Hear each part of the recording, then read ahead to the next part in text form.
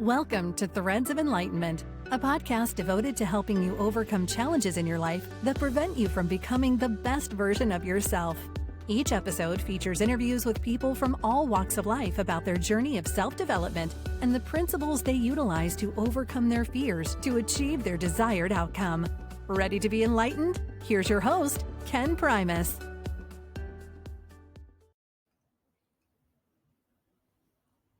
Welcome to another episode of Threads of Enlightenment. As usual, my custom is to welcome our guests because I know that they're coming with a couple of things I deem very expensive time. 24 hours has been given to each and every one of us. And how we utilize that 24 hours will tell me something about you. I always tell you guys and remind you to learn, honor her, respect her, and she will honor and respect you. She will give you much, but you have to understand who she is. The other is the journey. The journey is a powerful creator. It has created the individuals that are before us, and we are honored. And I always say to my people that no one comes here just because. Everyone has their assignment, and their assignment today is to be here with us and to offer us both of these precious commodities that they have, their journey, their time. And so we want to honor them and thank them both for coming. Isabelle and Corinna, thank you for coming to Threads of Enlightenment. Thank you for taking the time to connect with us. It is an honor. As I said on the onset, I usually ask this question, and this question is for both of you individually. How do you serve man? You and me. Okay. So I'll start, Corinna. I believe when I started to really be there of service was when I started to believe that there's only moment, and that life itself is love. And what does that mean? It is to give my best to my environment, the highest good of me and the highest good of all. So to love myself enough to stand up for my boundaries and to be good to me and to love my environment enough to wonder what I can do for you. This to me is life itself. Life is love. Life loves us. And so when I came to that life belief that I am that life, then my service, I believe, is in every moment to share and show love. And as a musician, I also find that it's very inspiring to those that come around. And so I feel that I believe I'm of service to humanity and life itself, because I appreciate nature and animals just as much as I appreciate humanity. All life matters. And so I believe I'm of service by loving you, whoever you are, and helping you to remember how beautiful you are. We're all unique. I'm surprised we didn't say anything about authenticity. Yeah, that's very important too. But here. Well, if you ask me, what am I doing here to be in service? I guess my being is exactly that. I know that. I am aware that that's why I'm alive. So everything, I am a human being too, and I have personal things. But generally speaking, when I go out into the world and interact with the world, I am love. I do believe I'm love. Yes, I have issues. And sometimes maybe I have a day and I don't feel like interacting, but majority of the time I interact with love. And I think that's the greatest gift we can actually give to each other. Aside from that, I'm also sharing the things that I'm learning. I know that that's my calling. I'm here, aside from the love thing, to share those things that I am broadcasting through me, through this vessel, whether that's music or poetry or insights. Yeah, right. Can I that the music, serving humanity, God gave us voices that can sing and a mind that allows words to flow through. And so that's definitely something that I believe we're of service of, to giving melodies and words that are supportive and healing, I believe. Yeah, those are, as we're going to see through conversation, all of those are tools by which we are able to tap into that subconscious mind or to that being that resides within us. Again, I mentioned in religion, they call that individual the soul, and psychologists will say that's the subconscious mind. And the tools that you utilize through your service is what is able to resonate and to assist those that are in need of revelation as to who they are, to help them to make that connection and see the greatness that resides there and free them. And so you guys, your assignment is a powerful assignment when you put it together, and the purpose of it and your foundation, as you said, is love, which resides and holds us all together. Without that, I couldn't hold your hand or even have a conversation with you. And so this is going to be a beautiful conversation. One of the first... I want to add, if I may, because I feel it's so important since we're talking about we are messengers of love and our purpose is to be love, I love to bring up that love to us means appreciation. So we're going out into the world appreciating the people that we meet, the things that are around us, nature, blah, blah, blah. That's kind of the energy was swinging here. And even the triggers. That felt really to accept and appreciate. Thank you for showing me where I still have room to grow. Instead of thinking, how dare you to do this to me? Nobody does anything matter of life. Yeah. I usually use this, if you will. We're all artists to a degree. I came onto this planet. I have a white canvas. All of us have our white canvas. And through life, I use my blue differently than you would use your blue or your green and all these different things. And so when I look at my work, and someone else looks at my work, they start to criticize me of my usage of my blue or my green. And the question is why? Why would you want to do that? How you should look at that is say, wow, Ken, that's an interesting way how you use your green or your blue. And I should do the same. I shouldn't have this. But the natural realm promotes this competition, and that competition thing within us can cause you and I to be critical of each other's work, each other's usage of art. The different colors and how we do that. And that is usually the way we make our decisions and the way we speak and talk. But we should never. I would argue that's learned behavior. Because your friend could also look at it and feel and think, oh my God, I'd never do it like that. And that would be good enough too. It doesn't have to, but we learned that we are here to criticize. But I think it's an insecurity, because there are a lot of people in this world who feel more comfortable when they see the other do what they think they should do. So then it's like this flock that comes together. And if you do it differently, then that's something scary. Also, a lot of people, it is learned behavior, but it is like, I think that makes it easier to be gentle to the environment. At least for me, if I speak for myself, when I understood that I started to look at people, sometimes everyone is a child. And so some people, it doesn't matter how old they are, they have certain behaviors that are very childlike, because they're in a space of fear of him being able to communicate anymore, or even like whatever, lose themselves somehow. Children can do that quite easily, I feel, right? But so then I forgive that for that fact that I feel like, okay, you haven't come to this understanding of yourself yet. And then that totally moves the love forward, instead of feeling like, how dare you to do this differently, or how could you do this differently than how I would do it? It's funny stuff. Yeah, that's the world is today. We are in that space where the difference it is getting better. That's why we have these conversations. Thank you, God. Exactly. Yeah, and so we are here to bring that light to all of the madness that is out there. So we're having fun.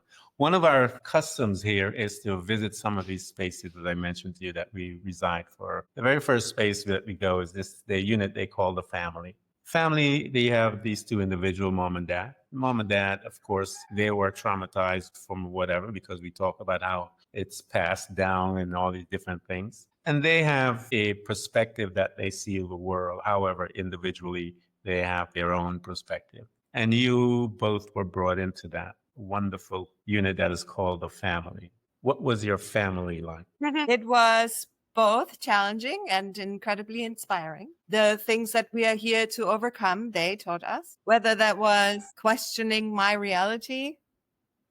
That was not okay. First of all, I want to say, when I talk about my parents, I know everybody's giving their best, and I think I have absolutely wonderful parents. Our mom taught us unconditional love. She knows what that is. She learned that, she's aware of it. She learned that from her mother. Unconditional to the outside, not to self. But unconditionally giving unconditional love to her children, for sure, which is a motherly thing. Generally, I read a book about that. But father, very much my way or no way. If you're not my way, you're wrong. And there was a little bit of abuse involved in all kinds of directions. To make that clear, my way is the right way. So there was a lot of pressure. I grew up fighting to be myself. I felt pressure, an authority pressure that wanted to make me different than I am, from actually both sides, because I wasn't understood.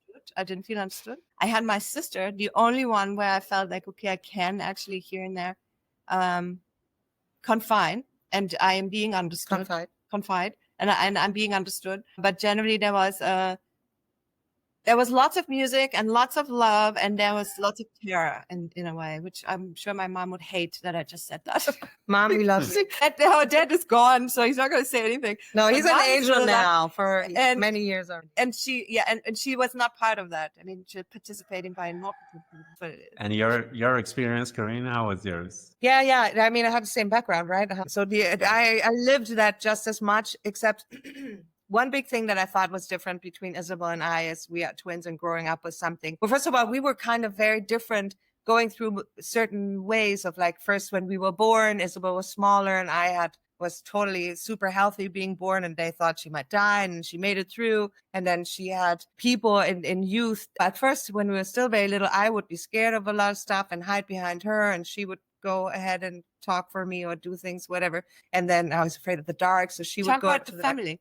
But this isn't okay. Is it not? Okay, sorry. Did I trail off into something else? Parent-wise, I feel I can't come back and think that Isabelle had a different experience with my parents, because I think that I was too self-focused. I didn't feel like, I thought like everything she got, I got too. I got all the love from my mother as my sister. I felt I got the love, and our father was aggressive to her as he was to me. The only difference between us is that Isabelle listened to our mother, who would say, just say yes to him, to our father, just to make him happy, even nobody believes yes. And I would not say yes because I just couldn't. I just couldn't say yes if I just didn't believe into the yes. And so I butted heads with my father a lot.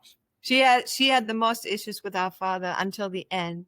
I made peace with him. Actually, I had to stand up to him twice, and I made him change because I really stood up to him. Also, really exercise in standing up to your authority. Yeah. Corinna, unfortunately, because she was gone in those 10 years, didn't have a chance to make peace with this. Yeah, everyone interprets, and that's why I love this conversation. Here are both two individuals, and we're twins, but yet your interpretation, even though it's similar in certain ways, is different in another way, where you have your interpretation of your condition, what happened, and how you responded based on that. One was very rebellious, and there's one that was pushed to conform, if you will, or encouraged that way. So here you are, you guys. Go ahead. She was still rebellious. No, I was standing up to authority. I did not say yes when I didn't, but I stopped talking. Where she felt like the point has to be made. I'm not going to stop. That's not necessarily true. Well, that's how I experience it. Okay, there you go. Experience. Fascinating. Yeah. Isn't it fascinating? Yes, this is why I just love this thing. I think it's very fascinating because even though we are twins, as you say, the individualness has begun, and we see how one interprets the other and so forth. And that is the conversation, or the journey, if you will, is our perception of things as we walk through life. And perception, I tell people what it does, and the trauma, that it's an unprocessed emotional incident that happened based on our interpretation of it. When something happened, let's take, for instance, Dad and his way or no way. That has an opportunity to cause some trauma in a sense because of that child interpreting actions certain way and kind of pull in. Isabelle talks about withdrawing herself to get through what we call the first phase of the trauma, is the survival phase. She withdrew. Corinna became more vocal. She stood up. And but I still had, you know what else though? Because I, as a child, I had a lot of physical issues. We both had physical issues, but I feel like my migraines, where I felt like I just want to die. I don't remember you having migraines. But you had, I guess, Isabelle had her own issues. I had some issues. But I had it with 18. With 18, 19, I had, we had a lot of physical stuff. Yeah, we did. But it's all been in past. Yes, thank you. All transmuted. Thank you. So you guys, physical ailments and so forth within the body. I also remember reading that you guys started singing and performing at a young age. With all of those physical ailments and all that different stuff, and you were gifted with your voice, and they recognized that, and they began to use it. How did you guys manage yourself? How were you feeling when you were singing and operating in your gift? What was it doing to you guys? So it needs to be said, right, that we grew up in a household of music. It was that our father, who when he was younger recorded something, but now, as we were born, it was number one to leave the radio on. And the first thing you do when you open up all the blinds is turn the radio on, and it stays on all day unless somebody's watching TV. and it doesn't get turned off until we go to bed. So many, many times our father would point out the song and somebody should turn it up, or he turns it up, or he puts a record on and there's singing and dancing. So we started to hear them and do it ourselves with them from little on. And then the first time was on stage when we were 8, because some other kid was performing, and then it was in a small town, 6,000 people, some gathering. And then the guy on the microphone after the boy had sang called out, does anybody else want to sing? And we sang at home all the time. So we're like, yeah, you know. But what's your question? I want to make sure I understand. Were you asking how our home life affected us when we were on stage? No, how it felt to sing, right? Please, can you answer? Yeah, how did you feel when you picked that mic up and you began to utter those words? What was your recollection as to your being? How did you feel when you were singing? Corinna says yay. Isabel says I have zero memory. To me, It's true. I cannot. Zero memory of that day? I have total visual memory of that day. I have no memory of, I see a visual, but I have no emotional memory of standing in front of an audience and singing as a kid. Yeah. I don't remember standing there either, but I remember thinking I can do that. And I also know I felt confident in singing because it was always there. It was just always there. Since it would be like, singing was very use normal. your left hand. Like no problem, because it's here. That's true. Singing wasn't talking. Our mother said we sang before we spoke. So the moment we could sing, that came out of us. Wow. Yeah.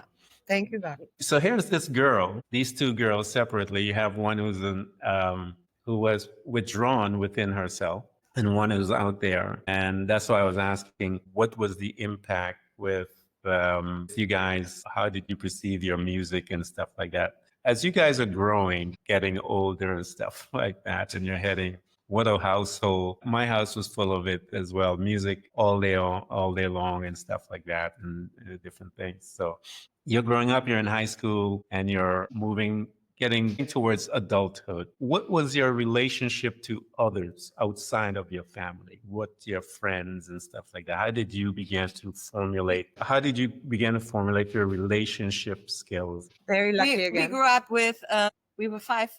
Blackma's 3. Blackma's 3, and then kindergarten is 4. We grew up as 6 girls that started in kindergarten. So it was Corinna and I had 4 other girls that started out in kindergarten to hang out. And we actually made it to this day. So even though they're in Germany, we see them when we go to Germany. But yeah, we're not in touch all the time there. They grew up with us. So they were there all the time. So the friendships, and then we had a lot of other people that we do because of through music and we're social and we talk a lot. Yeah. We're the twins. Yeah. You guys were out there talking a lot, communicating with people. So when you're heading towards college, what was that conversation like? So heading college, did you go to college? Why did you go to college? I always ask people. And what field of study did you pick? Why did you go to college? So I went to, it's a private school, and it's called European Secretary, but it's actually, the question was, I went to a guy like, what should I do? Should I go to university? And he's talking to me like, what are your interests? And it's music and languages. And that's kind of it. And so he said, well, with music, if you study music, if you do languages, then you have more chances. Yeah. And I was still in that mindset of, we want to make dad proud kind of thing, or happy. So this mindset, it's also in society. So making society happy, if you want. So I went with the languages, and I went to a private school because the guy said, you sound like somebody, very true. Maybe it's better for you to have like a system where you need to show up and not like choose to go or not go. We might not go. So go to the school system. And so I did. Yeah. And that is administrative. It's languages and administration, really. And I did go to a school temporarily, school and work at the same time, to do office stuff too. But oh my God, I could only do that for a year. And I remember there was this morning as I was walking towards the building, and I came from the train, and there was an airplane flying, and it was really cold. It was like 6 a.m. or something, really early. And I thought, I'm going to be in that. And I think it was that day or just that week where my mom had somebody visiting who was talking about the daughter being in America and doing an au pair exchange program, where you live with a family and take care of kids. And I thought, this is it. And I did that. It wasn't it, but it definitely brought me in my first step to America. And I came back after that, but and then went back. But it definitely was the beginning of me actually disconnecting from my family for a while and really finding myself, finding a huge group of friends, circle of friends where I felt like when at home with, I'm totally trailing, huh? This is not about school anymore. I answered your question. No. That's good. That's fine. I mean, that's the whole process, because that's an important interception in your life. Because here's this young girl, and I love how people manifest things, and we don't realize we manifest things until we begin to have these conversations. Here's this young girl walking to work, and she sees a plane, and she looks up. And within herself, and I tell people, when we make a decision within the self, that soul in there, when that one says something, it's amazing how things begin to synergize to make that a reality. And we call it a coincidence. Here she is. No, we don't, but up there. And this little girl makes a decision within herself. I'm going to be in that. But I don't even know if it was a decision, but rather like it just came out of me, that thought. I did not know why at that moment, but it only was 5 months later or something when I flew to America. So then, and the setup for it began almost immediately within this week. So, but I had no idea at that moment. Yeah, and the thought is the seed. That's all it is. Once we accept that seed, however we plant that seed, it will grow. So the thought is the seed. And so here's this girl thinking, and boom, 5 months later. So we are manifesting, you're manifesting, and you have no idea.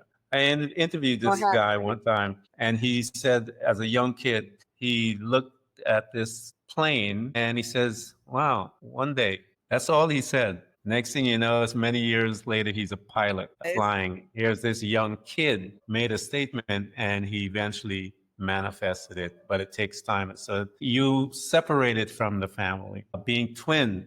How did that go down? Honestly, I was so sick of fighting my father. And I always felt also that, and this is, Mom, I love her so much. She's like my best friend, one of them. But at the time, I felt like I come and say, Mom, I'm going to do my laundry from now on, because I just felt like that was cool to do. And I never got to it, because every time I was like, I should do laundry, and I opened my basket, it's empty. And so at that time, honestly, I wanted to get away from the aggression from my father, but I also wanted to stop feeling smothered by my mother, which in retrospect, she never smothered me. She was just totally there for me. And there was a part of me that could not take this unconditional love. That was not, it was, too influenced from the father's side, in that sense of like feeling conditioned somehow. And now I look at my mother and I think she's like the coolest mom anyone can have. I mean, like, this is the best mother. I am very lucky. We are very lucky. Thank you. Thanks, Mom. Thanks, Mom. Isabelle, you stayed. And what was your life like when you stayed and had gone through your separation? What was that? What was your growth like? Corinna left in that time when I started that school. So I also moved away from home in that same time, because the school was about an hour and a half away from where my parents lived. So I had my apartment there and went to that school over there.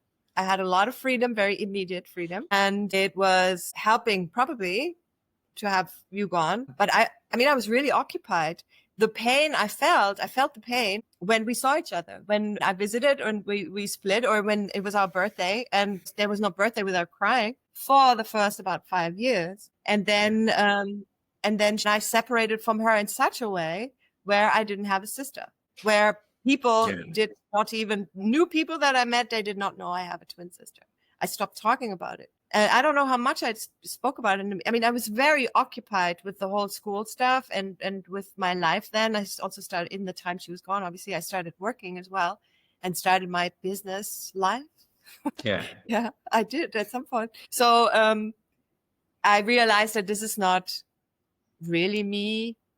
But that complete, like, this is so not me, that came later. This is like a slow process. It was a slow process. I mean, I did reach the goal of having too much work to eat, if you want. That was a goal I set for myself. That certainly I hated, for sure. But I still stayed in the office after. It's just I realized you don't want, that's not your goal. And Corinna, what was your life like in the States? As you said, you met a lot of people and you began to explore. I immediately, because I love music so much, thank you. I think it's because of music again that I went through this organization, I already met other people that were visiting. I was in Seattle at the time, and we went on a ski trip together on a day. And I was on what you sit on when it takes you up. What's that called again? Lift. I was on the ski lift, and there was a boy sitting next to me, and I like, hey, where are you from? And he said he lived in Seattle. And so I said, hey, do you know where to go dancing when you're underage? And he's like, oh, yeah, there's a couple of clubs. And so he told me where to go. And I went to one of them on the wrong night, I guess. And they said to me, no, that's Saturday night's a good night. And so then I came there and I started. I mean, I loved the music. They had like 2 different dance floors. And I started to dance. And then people started to talk to me. And then I met this guy. And then through this guy, I met a bunch of other people. And then I met a couple of girls, and they knew a bunch of girls. And suddenly, like, this was this huge community. Yeah, it was really beautiful. I immediately felt accepted as who I am. I was doing anything and nobody was saying like, why are you wearing this shirt? Or whatever I might hear at home. I didn't hear any of that. If anything, I looked European to them, which I also did not understand at the time. But it was a trap. But I guess it was like, looking different. And but it was really nice. It was a really wonderful time at that time. Felt very so you got a chance to explore and find yourself. And you guys talked about some of the hard times as it begins to formulate in your life. And usually those things happen incrementally when, as Isabelle was saying, she made it realize that work or profession and stuff like that is not where it is and so forth. Talk to us, Isabelle, about that transition when you began to notice that, because I tell people what happens to us, those of us who have been chosen, I'd say, for lack of a better word, there becomes a restlessness within us in our location. That disturbance begins to rattle us, and it comes in many different ways. And then one day we sit and we are achieving much, but in our quiet space, we realize, I don't want anything to do with all of this achieving much. And it begins to switch us, begins to turn us around. And it's very small, incremental things. But one day what happens is that's when we said, okay, enough. I mean, make this jump and that leap of faith. What was yours like, Isabelle, when you were achieving much, as you said? No, it just, we could say exactly what you just said. If something isn't aligned with the soul, it becomes more and more unbearable. It starts to not feel right. And that it doesn't feel right, gets stronger and stronger and stronger and stronger and stronger until you make that change. If you really have that's how I experienced it. So in the beginning, right. So the first I'm noticing, okay, the goal that you just reached is not for you. That's not it. Then I had other jobs with, is still office, but way more relaxed. Yes. Less hours. Less more. I actually like that. I like interaction with human beings. I like to be in service. So this administrative job is very much, so it was nice, but I could feel something. It's not fulfilling me. And it just continued on really until, if you want, 2019. Possibly. I think in 2019, when I really ended this kind of office stuff. Yeah. And Corona actually put the crown on it. That was the end of the end. And what did yours look like, Corona? How did yours look like? What look like? When you did something and it didn't feel right. Like what? Okay. So the only thing that I can say is in my work environment was that I had a reoccurring theme for a while with my father's aggression coming through, which that I could deal with because my father's the only one I was afraid of. And so at work, when somebody would get loud, I would get loud too, and they generally would stop and it would just stop. Or maybe I quit. I quit a lot of jobs too. But I had that energy that I carried from home. I felt that in my work until I looked for better jobs where I feel like that my friend circle helped me a lot to find that, because my life at work had a lot to do with that. Our father used to say, we're dumb. And I thought for a long time, I'm dumb. He also said that. Yeah. He also said, this is the upper side to it. You're pretty. So I never felt ugly, which is nice. If I look in the mirror and I can say, oh, I look good, this is a good feeling. But I did feel my mind. I wondered if my mind has any intelligence. And it took me many, many, many years, or also the right people in my environment who would boost me in my capabilities, that I suddenly could see myself better. And I am very intelligent. But it was the calling, right? How did you get off, like with all the trauma? The calling, music was always around me. I met this guy, we hit it off musically, and we started to do music together. And we actually did 20 years together. And Isabelle actually joined, but that fell apart because our truth was meant to be born. And at the time, I did not want to have it fall apart. But then I saw that I am that loved, that while this was great and thank you, and we moved forward into something that allowed Isabel and I to really express ourselves in the most authentic way by writing and creating ourselves and just doing as a team, the two of us. So How did everything. that union take place? How did you guys reconnect? And then once you reconnected, that you began to explore the path that you're on currently. What was that reconnection? So our father died and and then I met somebody who made me stay. So now I was here. And in the beginning, Corinna and I had an incredible amount of turmoil. It's like this whole childhood Of disrespect and anger and aggression. Exactly came up. And we had a really hard time with each other.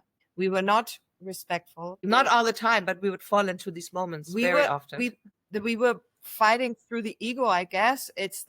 We are both very headstrong, and we both established ourselves when we were away from each other. We became these individual, strong beings that then met each other with all the injuries that were showing up in that moment. And they were ugly. And we had to learn to be respectful with each other. We had to learn to accept that somebody has different opinion and it's still okay. And I came to learn that the majority of the time we're talking about the same thing. We're just looking at it from a different perspective. And it seems like you're fighting, but we're having the same kind of, because what we always noticed when we came back together, there are waves. People are on waves. There's an energy wave for everyone. I've seen it also working in a flower shop once. People come and on that day they buy roses mostly, and on that day they buy plants mostly. There's a wave for people. And we are as twins, on a very similar way. So it could happen when we got together that we maybe wear the same clothes, or when we didn't spend much time together. We still have that. Yes, we still have that maybe she suddenly watched the same movie and I do too. We didn't talk about it. Like these kind of things. Yeah. But when the whole trauma, if you want, comes up with your closest, of course, and there's a lot to work through. If there's a lot to work through, and then in our case, there was. Work through it. What were the mechanics, the processes that you guys brought into your space to help you? That we remember that we love each other, and that feeling of how could you do this to me, or how can you do this if I would never do this, or how can you use this tone of voice, or how could you set that? None of these were as real. None of these. And nowadays, I'm going to say, when I had that about Isabel, I know it's not her. I know that she just was herself, and I translated. Most of the time, her intentions are not understood by me. When that's a wound, then my wound flares up, and her intentions of meaning just nothing by it suddenly have a meaning that's against me, And to know that she loves me and she did not mean to hurt me helps a lot to then just calm down. First of all, we need to calm down. So if we get loud, then we say, okay, we can talk right now. And then we just don't until we calm down. Yeah. And I think generally speaking, when there's a lot of aggression in a relationship or in family dynamics, the remembrance of like, we want to stay loved. Also, hey, we already experienced this as children. Why are we continuing this? I remember, I was thinking, I didn't like it when it happened to me. How can I do this now? Why am I'm noticing a pattern. This is also where I'm getting very, very aware of patterns. Now I'm just being my father. In the past, I had noticed I chose partners or people in my life according to my parents. Now I'm noticing me being my parent. And here and there in the dynamic with her, we also realized we're taking on mom and dad role. So now I'm dad and she's mom, or now she's mom and I'm dad. But we realize it. And so the first thing I think for anybody is, do you want to have a peaceful relationship? Because number one is the willingness to get out of this. And then the return to love, which is appreciation. That also helped me to see love as appreciation by looking at this dynamic that we're having. It is about appreciating. It means even if you do something and I disagree, you're showing me something about myself. I have arrived at this point of view on life, generally speaking. Everybody's just showing me my energy. We're still working through it, but forget about it how it was at the beginning. So we're still working through it. It's now really tiny things, but it's still happening that she says something. I'm like, remind yourself, detach yourself of the emotional response and see this as a reflection of me that shows me myself more clearly. When I can do that, I can stay at peace. And then you work through the pattern. So now I'm also meditating, thinking, okay, Dad, what did happen there? Okay, I need to cut chords to this. And Dad, I'm like seeing myself writing, I forgive you and I forgive myself. And child, Isabel, child, you are capable of loving. Don't worry. This is not true anymore. What they told you. Like I did all these things. We did it to work through this. And at the same time, with each other, remember to be loving.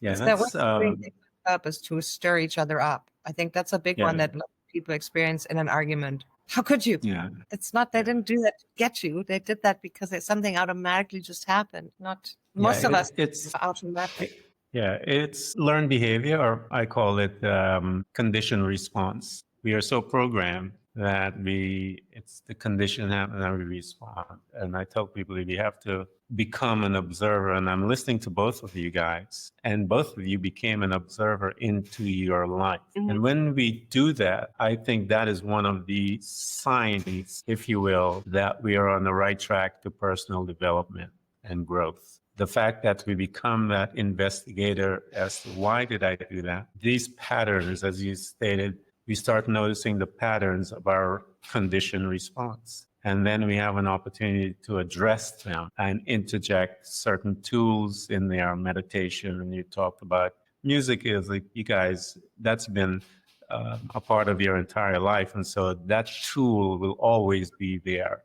The melody and all the different things. And those are how one can change state. Music will change your state like that. A song will come in, you will be upset, whatever, a song comes and boom, your state is changed instantaneously. Because why? We are all of us are resonating at a certain sound level. That's why I'm able to see you. That's why the chair it's at a different frequency, if you will. And so I'm able to sit in that frequency because it's different than where I'm at. Around us, we have frequency where people have access to angels. They can see angels and ghosts and all those because they're moving at a different frequency, but they're all around. And so when music comes in with its frequency to come into ours, it's that blending of frequency that will lift us up from that state that we are in, whether it's anger, whether it's depression, whatever, a melancholy feeling, if you will, whatever it is, that music comes into our sphere, because I've seen this at this level as well. When we look at graphs and waves and stuff like that, it will elevate and begin to change one and so forth. And so you guys are powerful beings that are utilizing the tool on yourself. And I tell people, you're always your first client. I don't care how you do this thing, you're always your first client. And then you're able to become that teacher, if you will. As you guys began to work with each other and assisting each other to become more enlightened, for lack of a better word, I said, the word enlightenment to me, I tell people, simply means that we're becoming better students of ourselves. And as we become better students of ourselves, there's a degree of enlightenment that comes with it because we see certain things and we're becoming wiser. As you guys began to understand each other's, the principles and so forth, when you began to witness the changes of that relationship, how did it start to affect your correlation with each other as performers, as you began to heal? How did that begin to change everything? Because I figured it's going to change everything. Your writing, your performing, your respect for each other, all of that. So this has been a really ongoing thing, right? Like I said, and it was ugly in the beginning and it's still happening, but not ugly. Just, okay, we're still not 100% gone. Of course. As for performances, nobody noticed when we fought before we had a show, when we had discussions, when we were like not happy with each other. Yeah, we had this many times. Okay, come on. No, we don't. We're not pretending. We're not going to laugh around when we don't have. We're not going to talk about it. It's not pretending. This, I'm sorry, that's being professional also. I mean, like, but we are not we're not going to an audience, bring that negative energy in there. No, we cut that off. We leave that behind and we do what we're here to do, which is uplift. So being authentic doesn't mean that I drag somebody in the mud with me. That's not being authentic to me. That authentic means that I'm real, but I'm also allowed to not share everything. That doesn't mean I'm not real. In any way, so this is the main thing I would think, that we don't have these kind of behind the scenes naggings before anything. That's kind of the main biggest thing. difference. Yeah. And of course that we're having a better time working with each other, because in the past it was really difficult working with each other. We have different opinions, and then But you make it so like it wasn't all the time, but then it just happened. You know, let's say we see each other 5 days a week. There were at the time, I'm sure it could be like 3 every to time we 4 worked, days. to be honest, it was every time we worked in the beginning. Be honest. No, think about it. It was not Funny thing. It's not when we're hanging out. It was not when we were just enjoying each other with friends or alone going hiking. It was when we sat down to work on something. That's when the discussion started. And I think it's because we're both leaders. If we want, we don't want to follow so much. Everybody has to lead and follow. It's beautiful. But generally speaking, we want to be leaders of our own life. And when it comes to creation, it was sometimes a little difficult because it's just taste. Like you were saying earlier with the drawing, maybe I do it this way and Corinna feels like it should be different. That's why we started to write separately. Well, no, that's why we say when we do something together and both of us do not agree on the idea that was given from here and here, then we'll find the middle. We'll find another one that we both agree on. That's what we did before, and then we decided to why anyway. So now we're just doing separate. But we decided to write a song together, and I thought that was fun. That new one? Yeah. Okay, so see, nothing is set in stone. See, this is what I love. And here you have, those of you that are listening and watching us, here you have twins, and you see the dichotomy of the individualness that each and every one of us have to understand. You are an individual. You are so unique. We are watching and witness the uniqueness within the twins world. And we are seeing some insights and the preciousness of us all. We are unique. You are unique. Trust me, you are one of a kind. Yes. Here we have an example. You're one of a kind. You are precious. Don't allow anyone to say to you and bring words to destroy you, because words are powerful, but you have to learn how to not to deposit it into your heart, into your belief system. If you have to leave for a minute when someone's saying something derogatory to you, leave for that minute. If you can't leave, learn techniques by which you are going to move it and not allow it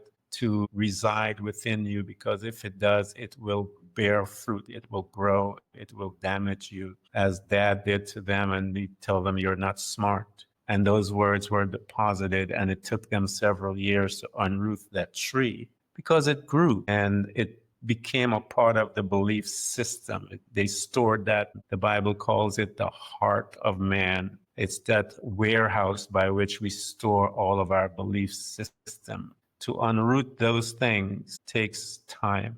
But don't let anyone violate you by telling you you are less than. You are so precious and valuable that there are industries that are based on your uniqueness, and you're one of a kind, you're priceless. Learn boundaries. So I want you to talk to me about this, because here you have these twins. You can guys have to learn boundaries, and you told me some of it about your collaboration. One, again, because you're each unique, and you're looking at a particular project and you have your differences. How can you said you just did one that worked out. So how did you learn with the one that just worked out to come and allow your uniqueness to still be maintained within your collaboration? You mean when we wrote songs together or something? Yeah. The recent one, you guys said you just wrote the one that it worked out together, where you guys were able to We are not very surrender. far. Let me make sure you know what we're talking about here, because we're not very far with that song.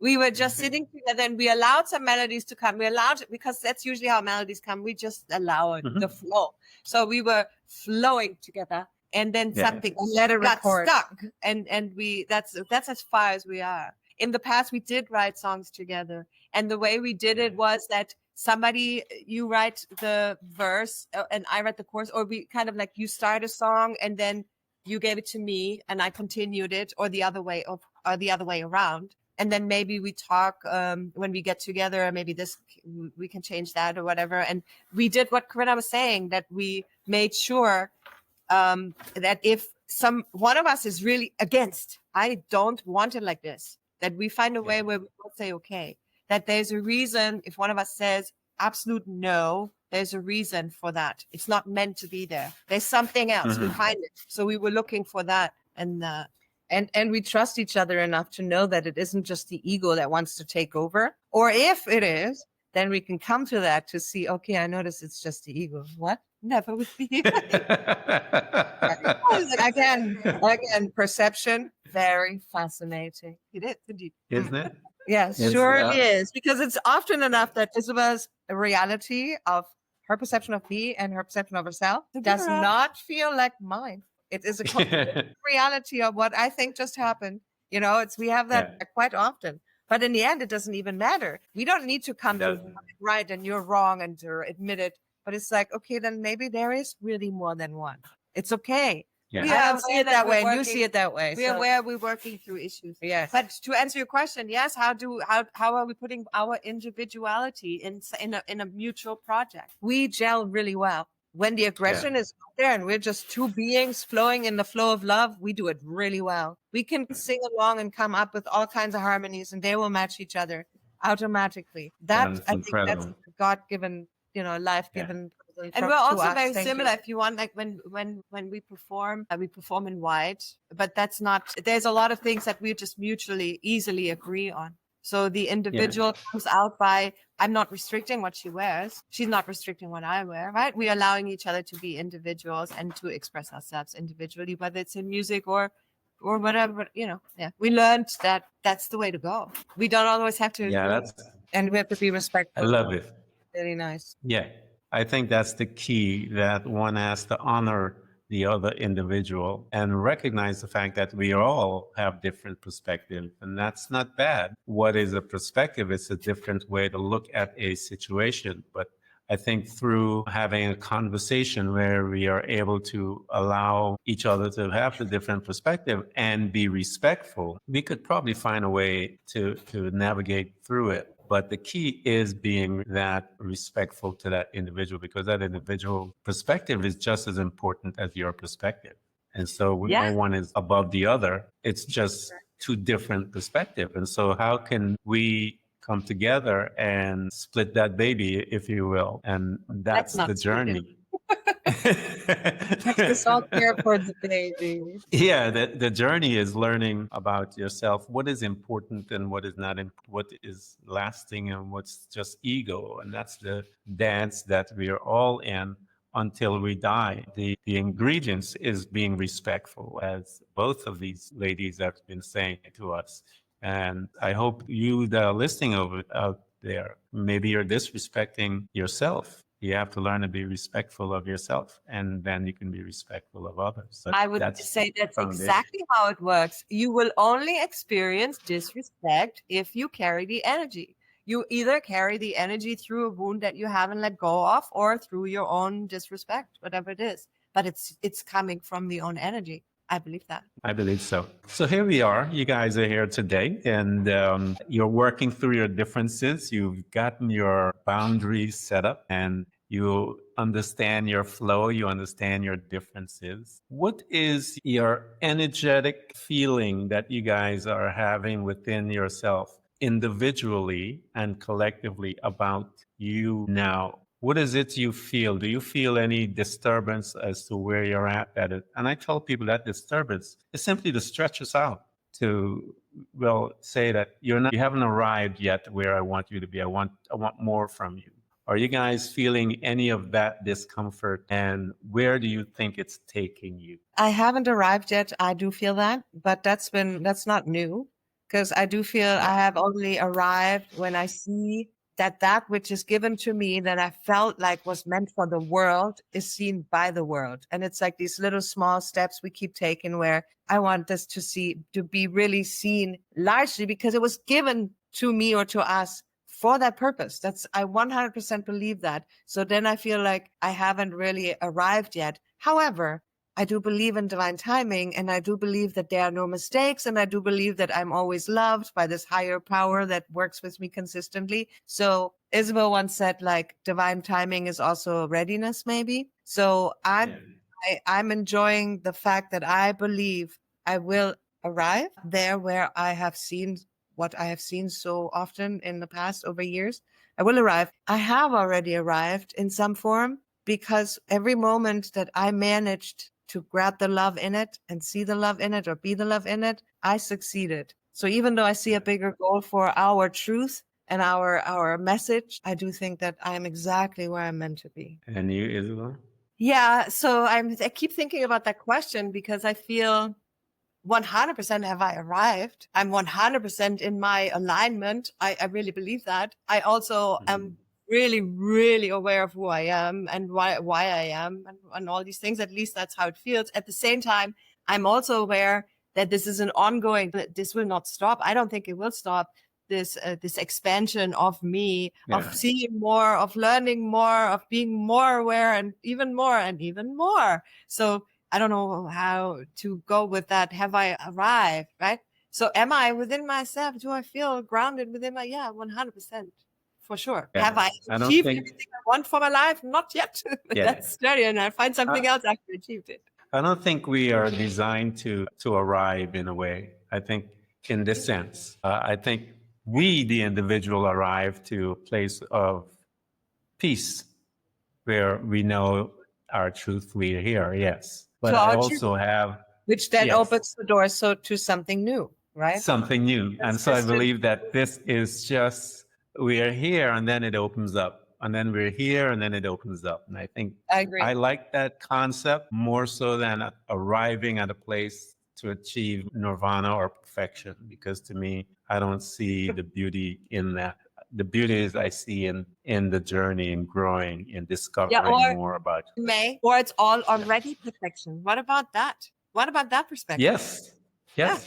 That is true. And so we're learning about the fact that we are perfect. That the imperfection is perfect, somebody said, right? Yes. I love that because I am imperfected in so many ways. But to me, I feel like perfect is something to strive for. That's fun. This is where I say like every moment is love. And did I catch it or did I not catch it? It is sometimes fun to be like, okay, I missed that one. Nope, I missed that one. But then it's fun to know, well, something like that's going to come around again. I'll catch you next time. I do believe that love can be super fun. Living in awareness, you all have to get there to that degree. Right, you are there. And learn to recognize. And I try to explain people certain things about this. Living in awareness, when we do that, a lot of times we are hooked emotionally chemically on some emotions. It brings back a certain feelings and emotion and stuff. That chemical thing will arise. And when we recognize it, we can deal with it.